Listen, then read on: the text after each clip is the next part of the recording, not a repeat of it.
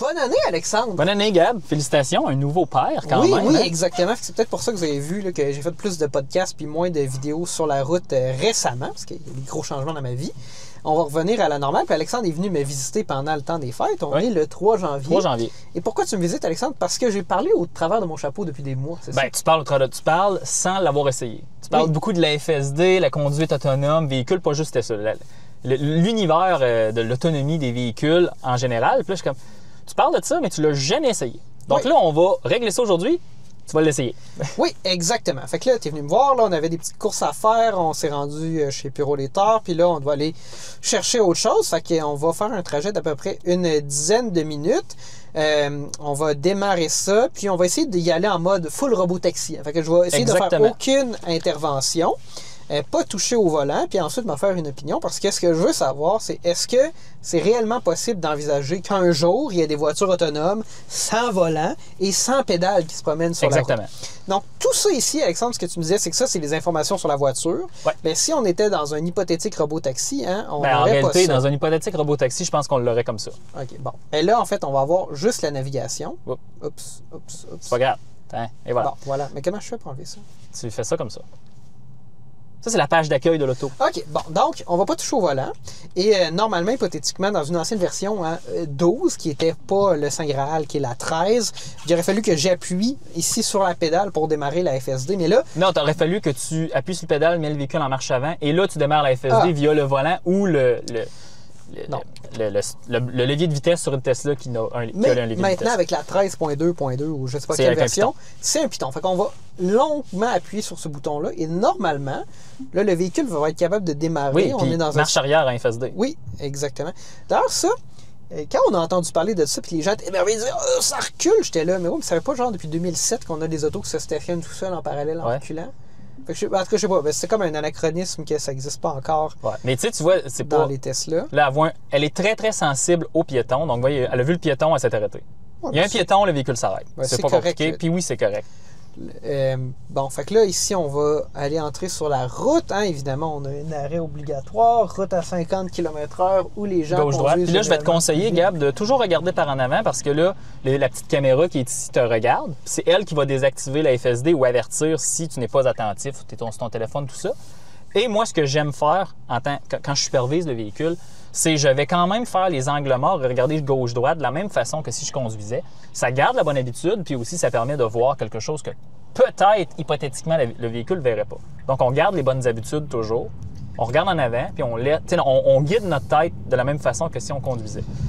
Oui, exactement. À date, là, je te dirais ça conduit comme un humain relativement prudent. En même temps, on n'est pas en mode hurry, on est en mode normal. Puis juste pour vous dire, Gab, on vient de se rendre là où on était avec la FSD, mais la caméra que vous voyez là, elle n'a pas filmé, donc on recommence.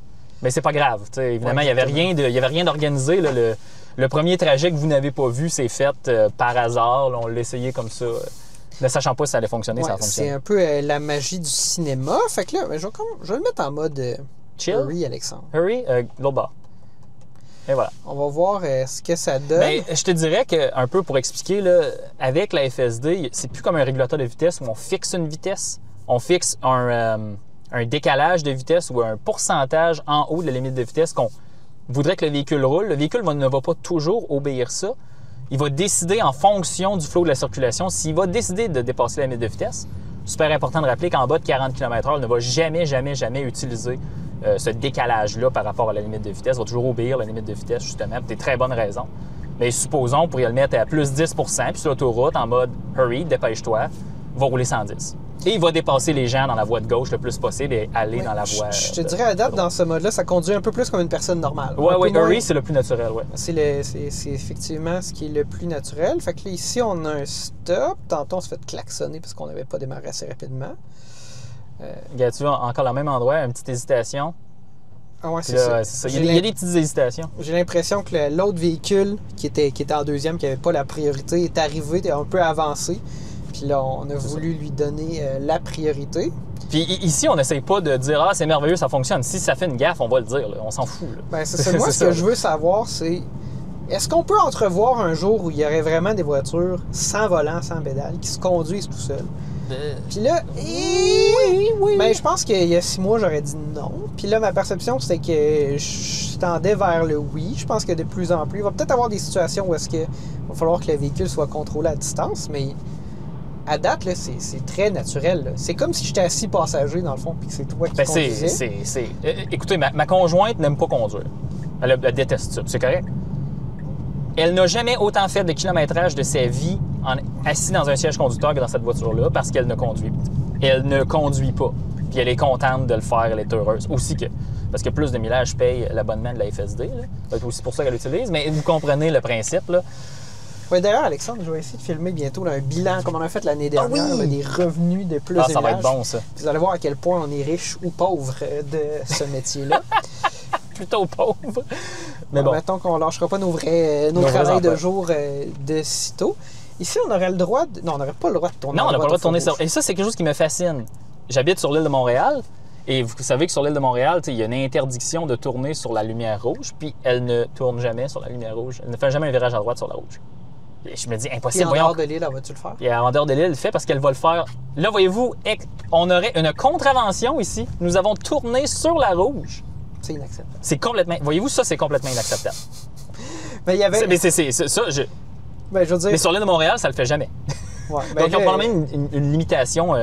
ils ont comme probablement délimité le système de navigation. Genre, tu ne tournes pas sa rouge ici, mais là, voyez-vous, il y avait un panneau, puis là, on va le surveiller, puis n'hésite pas à prendre le contrôle si tu vois que le véhicule ferait quelque chose comme ça, parce que c'est une interdiction. Là. Le panneau, il faut l'obéir. Ce système-là ne lit pas les panneaux. Ah, bon. Il ne lit que les panneaux de limite de vitesse et se fie sur la navigation pour le reste. D'accord, là, on voit, il y a un autre Tesla ici avec des petites jambes là, de lutin ou de Père Noël qui pendent du coffre. Beau Tesla plaqué F. Ah. C'est pas un performance parce qu'il n'y a pas de ligne rouge en dessous du dual D'ailleurs, motor. savais-tu, Alexandre, qu'au Québec, il n'y a pas seulement les véhicules d'entreprise qui sont plaqués F, mais aussi les véhicules récréatifs motorisés de plus de 4500 km. C'est vrai, c'est vrai. Ils sont pas plaqués L, je me suis toujours demandé pourquoi. Ben, je sais pas. Donc là, on embarque sur l'autoroute. Oui, pay attention to the road. Fait qu'on va avoir un petit segment ici. Là, autoroutier. Généralement, la semaine, là, c'est assez... beaucoup de trafic, mais là, bon, on est un vendredi durant les fêtes, fait que c'est plus tranquille. Je serais curieux de savoir si on avait passé sur le pont temporaire quand il y a des voies fermées. J'ai déjà passé sur le pont temporaire avec la FSD. Avec la version 12, ça avait fonctionné. Puis il va sortir, là, faut pas que tu t'inquiètes. On voit ici une voie réservée là, pour les autobus, qui nous note bien que c'est une ligne pleine et qu'il n'y a pas le droit de prendre cette voie-là. Ça va arriver quelquefois, spécialement sur l'échangeur Turco, qui va changer de voie sur une ligne double pleine. Puis ça, je n'aime pas ça. Donc, puis aussi, c'est que là, j'arrête la FSD, puis tu peux envoyer un message vocal justement pour corriger. J'essaie d'améliorer parce qu'il y a des choses que je trouve qui sont inacceptables. Là. Mais c'est des petits détails, mais ça reste qu'un policier pourrait vous donner une contravention pour ça. Oui, donc, pour moi, je considère que c'est quelque chose qui doit être mentionné. Puis de dire j'étais sur la FSD, c'est pas de ma faute, c'est pas non, une défense ce n'est pas une défense du tout. Vous êtes toujours maître du véhicule en tout temps. Exactement. C'est pour ça que c'est la FSD supervisée. Supervisée. Parce qu'Alexandre, souvent, on voit là, le prix de la FSD, puis Tesla prend le temps de mentionner, entre parenthèses. Oh, wow! Freinage ultra brusque pour aucune raison, je sais pas pourquoi. Ouais, mais... C'est-tu un phantom braking? Freinage non, phantom? Ça, il n'y en a plus vraiment, ça. Je pense qu'elle a juste vu quelque chose d'imaginaire. Ouais, phantom braking, il y en a eu un. OK, ouais, c'est ça. Bon, fait que là, on a un freinage robuste. Mais on a eu un freinage à l'arrêt. Comme je vous dis, encore une fois, on est là pour vous montrer ce qui se passe, on n'est pas là pour vous dire que c'est ça que vous avez besoin maintenant. C'est un peu comme quand on relâche la pédale d'accélérateur trop vite dans une voiture en conduite à une pédale. Ouais. Mais regarde, ça fonctionne. Mais Alexandre, ça fonctionne. En ce moment, je vois ce système-là comme l'aide à la conduite la plus avancée qu'il y a sur le marché. Puis, pour de vrai, le fait que ça peut partir de l'arrêt à l'arrêt, c'est vraiment impressionnant. Et si on supervise, wow! Là, je vais être curieux de voir parce que, bon, ici, hein, évidemment, là, la halte où on se dirige est à gauche. Si le véhicule va vraiment entrer dans le stationnement... Là, tu t'en vas où, le McDonald's? Ou... Non, mais on devait aller là. Donc, il a dépassé la destination. Oui. OK, ouais, mais là, c'est mal. Ouais. Mais tu sais, c'est dépendant de la qualité des cartes. Okay. Tu peux regarder tout mêlé. Là. Je peux appuyer sur le frein. Ouais, puis tu peux prendre le contrôle toi-même. Il va me laisser le contrôle. Alexandre, c'est une expérience quand même... Impressionnante. Bon, là, évidemment, ici, il y a je sais pas si comment on appellerait ça, là, la voie centrale. La voie centrale pour tourner, ouais. Ouais, c'est ça. Il y avait une voie centrale pour tourner. C'était une situation un peu plus complexe. Il nous plante un stop ici en plein milieu de la voie. Qui n'a aucun rapport. Hey, je suis impressionné, vois-tu, une grande différence de la qualité de ce que le véhicule voit entre Québec et Montréal. Bien, regarde, c'est bon. Tu sais, je trouve que c'est important de déceler ces choses-là. Puis d'en parler, parce qu'à la fin, on n'est pas là pour faire un écran de fumée. Ouais. Là. Mais je pense que c'est pas parfait. Puis il y a des gens qui disent là, plusieurs milliers de milles entre les interventions. Je pense qu'on n'est pas rendu là. Parce que là, aujourd'hui... Tu sais, il y a une dégradation l'hiver de la performance. La performance est tout à fait acceptable, surtout sur l'autoroute. Mais je te dirais que chaussée dégagée, là, en novembre, là, c'était quasiment épeurant. Le mot, c'était dystopique, le mot que j'avais utilisé. C'était très, très performant. Donc, qu'est-ce que moi, je suis prêt à croire? Est-ce qu'il va y avoir des courses non supervisées aux États-Unis, genre à Austin, au Texas, et à San Francisco en 2025? Ça, je suis presque convaincu. Oui, c'est ça, parce que ça va être des marchés où ça va être beaucoup plus facile. Ben oui, des marchés où déjà Waymo ou toutes ces affaires-là opèrent, tu sais, délimité, 100% sûr que ça va arriver, je crois. Mais faire comme on fait là, à Québec, un 3 janvier, non supervisé, en 2025, je suis pas sûr.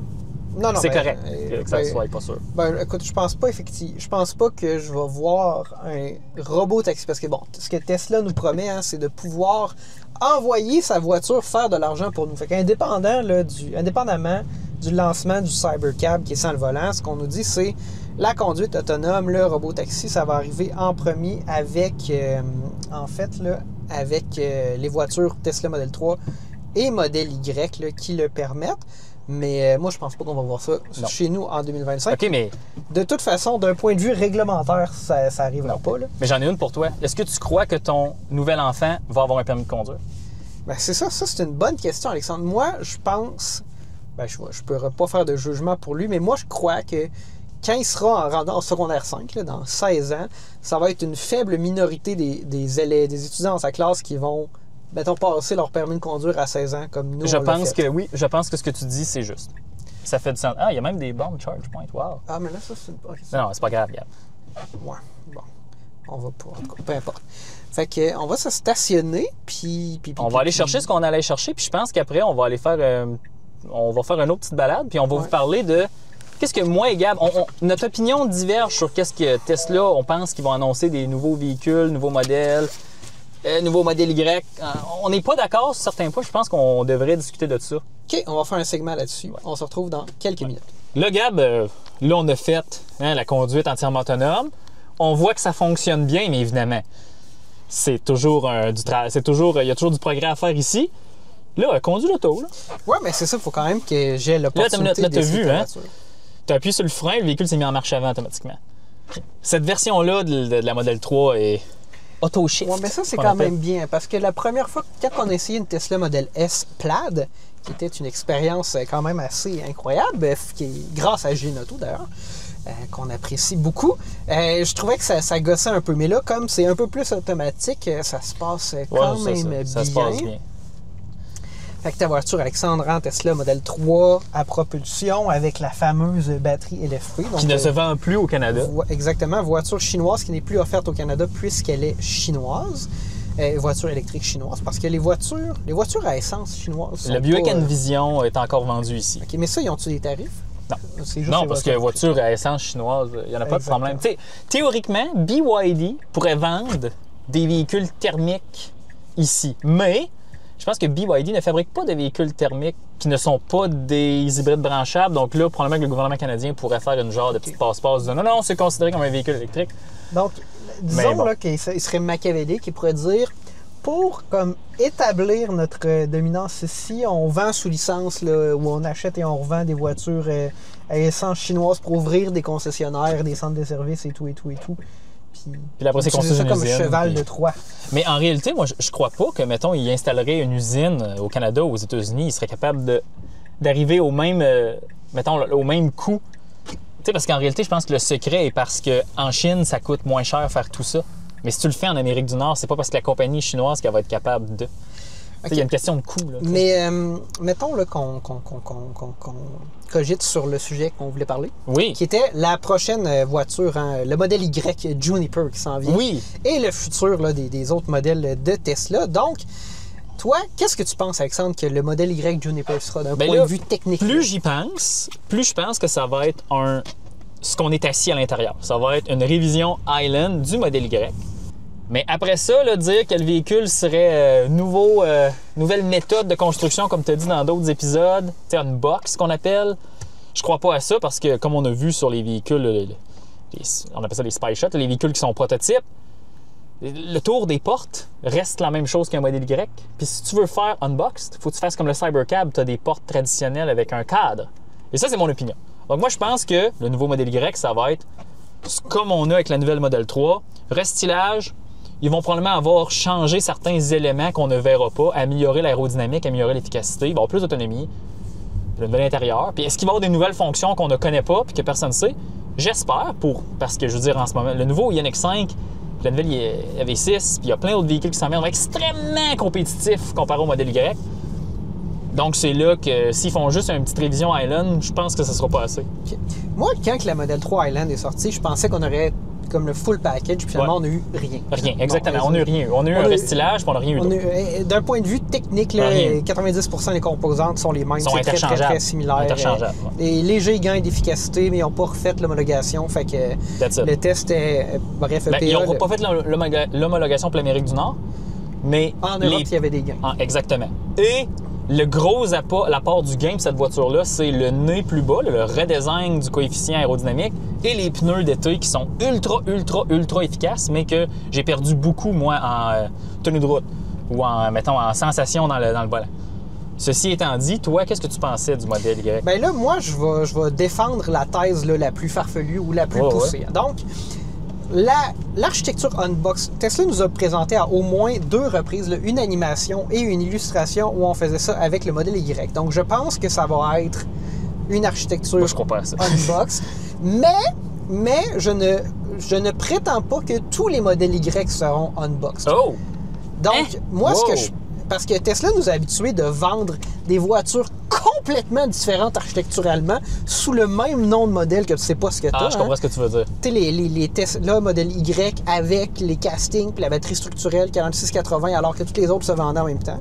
Fait que moi, je pense que le modèle, dans le fond, Standard Range qui est vendu, il doit avoir un modèle Standard Range. Il va avoir ça en Europe et en Chine, c'est sûr. Et en Europe, en Chine, tout ça. Il va avoir une version normale avec la batterie LFP que nous, on n'aura pas au Canada à cause des restrictions sur les importations là, de véhicules et tout ça. Puis, il va avoir un modèle unboxed, 800 volts, avec la même puissance. Là, dans le fond, essentiellement, les composants du Cybertruck assemblés sur la ligne du Cybertruck pour justement, parce qu'ils ne vendent pas de Cybertruck de toute façon, fait autant mieux utiliser la capacité manufacturière que tu as déjà installée et faire un genre de modèle Y avec ça. C'est ce que tu dis? Ouais, ben je pense qu'il va être unboxed, 800 volts. Je pense que ça va être au niveau là, des inverteurs et ces choses-là, probablement agnostique au voltage puis à la chimie de batterie. Oui, comme il avait déjà dit, ouais. Mais on verra pas nécessairement là, de gros gains d'autonomie ou d'affaires de même. Mais je pense que Tesla va mettre en place ce qu'il faut pour qu'éventuellement on aille un modèle Y 7 places. Il y a déjà des modèles Y 7 places, mais un modèle Y à empattement allongé. Mais ça, on verra pas ça. Ouais, c'est pour remplacer le modèle X, on verra pas ça dans les 6 premiers. Ouais. Parce que les ventes de modèle X et de modèle X et de S se sont absolument effondrées depuis l'arrivée du Cybertruck. Parce que si vous voulez une Tesla, vous avez beaucoup d'argent. Avant, vous achetez un S ou un X, ou un S ou un X Plaid. Aujourd'hui, vous achetez un Cybertruck. Fait que même qu'ils vendent quand même beaucoup là, de Cybertruck. Historiquement, on vendait quoi? 100 000 modèles S et X par année, puis là, ça a diminué. Là, c'est ridicule. Des 20 000 à peu près, même pas? Oui, c'est ça. C'est majoritairement vendu aux États-Unis et au Canada, ces véhicules-là. Oui, c'est ça. Puis ils livrent quand même là, 15-16 000 Cybertruck par corps. Fait que ça, je pense que ces modèles-là vont tendre à disparaître. Ouais. Surtout le modèle X. Je peux comprendre que S, on le garde comme flagship, mais le X, dans un contexte où il y aurait un modèle Y performant, l'autonomie du Y est quand même élevée et tout, ça devient complètement là, superflu. Je pense que c'est impertinent. Okay. Fait que moi, je pense qu'on va avoir plusieurs modèles Y. Tu vas avoir du unboxed puis du pas unboxed. Tu vas avoir du 800 volts puis du pas 800 volts. Tu vas avoir du empattement allongé pour la Chine en premier, puis peut-être on verra ça Effectivement. Pullué en Amérique du Nord, le jour peut-être. où il y aura un modèle allongé, moi, je pense que ça ne sera pas dans la vague qui s'en vient. Deuxième il va vague. être lancé en Chine en premier parce que les Chinois ont une passion, Alexandre, des voitures en empattement allongé. Ah oui, Il y absolument. a des autos qui existent juste en Chine, comme il y avait, je sais pas si ça existe encore. La série 3L, la BMW série 3L. la Ouais. Audi A6 La A4L, elle existe Exactement. aussi. Puis je sais pas si c'est parce qu'en Chine, c'est peut-être moins coûteux d'avoir comme ton propre chauffeur personnel ou t'as peut-être pas besoin d'être aussi riche Je sais pas. ici. Fait que là, ils vendent ces autos-là qui coûtent pas si cher que ça, mais qui ont un empattement long puis tu peux te faire conduire. Fait que moi, c'est ça que je pense. OK. Je pense que les prix vont être relativement similaires. Je pense que tu vas avoir le modèle autonomie régulière 400 volts qui va rester relativement abordable un peu partout dans le monde. Ils veulent quand même que ça soit la voiture, tu sais, la plus vendue au monde. Mais on va peut-être pas voir les prix descendre, par exemple. Je pense que le modèle 3, le prix qui est à 55 000 en ce moment, pourrait baisser jusqu'à 49 990 au Canada l'année prochaine. Mais je pense qu'on va adopter une approche, là, pas de baisser les prix, mais pas de premiumisation, là, mais en termes de prix, de garder le segment du marché du Y OK. pour laisser de la place au voilà. prochain modèle Q. Le modèle Q. Que là, moi, c'est là que j'ai aucune idée où on s'en va avec ça. On n'a pas vu aucune auto sur la route camouflée. Qu'on le comprenne. Tout ce qu'on a vu, c'est dans les médias sociaux. Puis Tesla, sur ses comptes de médias sociaux, parle du Cybercab de façon... Ça n'a pas de bon sens. Ils n'ont jamais parlé d'un véhicule qui n'est pas encore prêt autant. Puis dans le détail, des ingénieurs Tesla qui expliquent comment que le véhicule est assemblé, moins de composants, tout ça. Puis les gens peuvent ne pas vraiment y toucher, mais s'approcher très proche dans certains lieux d'exposition que Tesla a amené des Cybercabs. Puis là, moi, je me dis, est-ce que c'est la façon la plus déguisée de tester tout ce que le modèle Q aurait sans que personne s'en rende compte? Oui, parce qu'on a aussi eu le modèle 3 avec des bancs en tissu au Mexique. Aussi. Puis des fenêtres arrière plus pas doubles, puis tout ça. Puis il n'y a pas d'écran, puis il n'y a pas d'éclairage ambiant comme dans celle-ci. Puis le Cybercab aussi, ce qu'on a vu, ce que je pense, c'est que c'est pas un show car. Hein, parce que souvent, les constructeurs, ils vont dévoiler une voiture. Puis là, c'est même pas un prototype. C'est une auto qui est faite pour ressembler à la vraie voiture avec ce que Bertrand, notre prof de cégep, a rappelé de l'ingénierie de canne de bine. De l'ingénierie de canne de bine. Au lieu d'avoir un filtre à l'huile, tu mets une canne de bine qui a la forme du filtre à l'huile. C'était ça l'idée. Fait que c'est pas ça. Moi, je pense que ce qu'on a vu, c'est des prototypes de pré-production. Je pense pas qu'ils vont lancer la pleine production du Cybercab en 2025. Je pense que ça va arriver un peu plus tard. Mais moi, je 2026. pense encore à la thèse que le Cybercab n'est qu'un cheval de Troie et le modèle Q, c'est le Cybercab avec un volant. Mais c'est là que je m'en allais. Je pense que c'est ça qu'on va voir. Puis, en tout cas... Le Cybercab est trop fini en termes de tu y touches, tu le vois, pour ne pas être un véhicule que l'ingénierie est faite. Oui, c'est ça. Puis c'est comme c'est trop fini. Puis ils n'ont pas peur. Ils en ont envoyé dans des musées, ils en ont envoyé dans des concessionnaires, des magasins Tesla. Des magasins Tesla et tout et tout. Il y en a au moins une vingtaine qui existent, ce qui est beaucoup plus que ce qu'on verrait au moment du dévoilement d'une voiture normalement. Fait que, moi, je pense qu'on va peut-être voir un autre modèle apparaître deuxième moitié de 2025. Sinon, l'autre théorie que je n'adhère pas parce qu'on n'a rien vu, mais peut-être que c'est juste bien caché, c'est parce que les gens disent non, c'est un modèle Y 30% plus petit qui fait tellement de sens, un genre de Kia EV3. Oui, mais tu sais, un Kia EV3, voiture moins chère, plus petite, un peu plus dénudée, on en aurait vu de ces véhicules-là. Sinon, est-ce qu'ils les roulent dans un ordinateur puis ils font juste faire de la simulation? Ça n'aurait pas de sens. Est-ce que toute la mécanique du Cybercab, c'est la mécanique de ce petit véhicule-là, puis la partie structurelle n'est pas en... je le sais pas. Ça va être vraiment excitant. Oui, parce que, tu sais, on faudrait se demander aussi, est-ce que, mettons, la partie gigacasting et tout, c'est la même chose, puis c'est juste la carrosserie qui change? C'est possible. Parce que là, Tesla... Parce que tu as vu, il n'y a pas de coffre dans le Cybercab, mais c'est un mur directement derrière les sièges. Donc, est-ce que c'est un casting différent, puis là, ça laisse place à des sièges arrière, mais là, c'est un petit coupé? Ça serait... Je pense aussi que... Là, on va aller se stationner. Je pense qu'Alexandre, il y a un aspect aussi que la façon que la carrosserie du Cybercab est construite est différente. Puis surtout quand tu regardes le coffre, je sais pas si tu as vu, il y a comme un X là, structurel dans le coffre. Oui. Moi, je pense que c'est des panneaux collés ensemble, puis ça évite d'avoir toute une architecture en acier en dessous de ça. Je pense qu'ils utilisent... Parce que toi puis moi, on soupçonne que c'est c'est de la fibre de carbone... c'est du polymère renforcé de fibre de carbone. Comme une BMW i3. Exactement comme une BMW i3. Sandy Munro dit carbon fiber, de la fibre de carbone, mais entre la fibre de carbone, en fait, les panneaux de polymère renforcés de fibre de carbone coûtent à peu près 30% du prix de la vraie fibre de carbone. Donc, c'est une pour option 70% de la résistance. Donc, c'est une option assez intéressante des petits véhicules, des applications comme ça. Oui, exactement. La BMW i3 a prouvé que c'était économiquement viable de le faire. Oui, c'est ça. Fait que c'est rien de nouveau. Tu peux faire des composantes structurelles là, complexes avec ça. Oui, exactement. Fait qu'Alexandre, c'est pas mal ça, hein? Ça conclut-tu notre épisode? Merci de m'avoir visité pendant les fêtes. Oui, puis j'entrevois là, éventuellement conduite 100% autonome. Je pense que ce qu'on a déjà, ça rend l'expérience. On a eu une super belle discussion pendant qu'on se déplaçait en FSD puis tout. Sans accroc. Puis maintenant, mettons, on va plus du côté produit. Qu'est-ce que tu penses de cette révision de Model 3? J'ai-tu fait un bon choix? Je pense que oui. Ben, je pense que tu as fait un bon choix. Je pense qu'aussi la batterie LFP te garantit potentiellement une durée de vie très longue de ta voiture. Oui. Sais-tu qu'est-ce que moi, maintenant, j'ai un deuxième opinion après combien de kilométrage? Après 8330 km, j'ai eu le véhicule à 30 km, j'aurais dû acheter la Rear Wheel Drive Long Range. Mais c'était impossible parce que c'était impossible de prédire que tout ça allait arriver, donc non. Mais si j'avais à acheter aujourd'hui, j'achèterais la longue autonomie.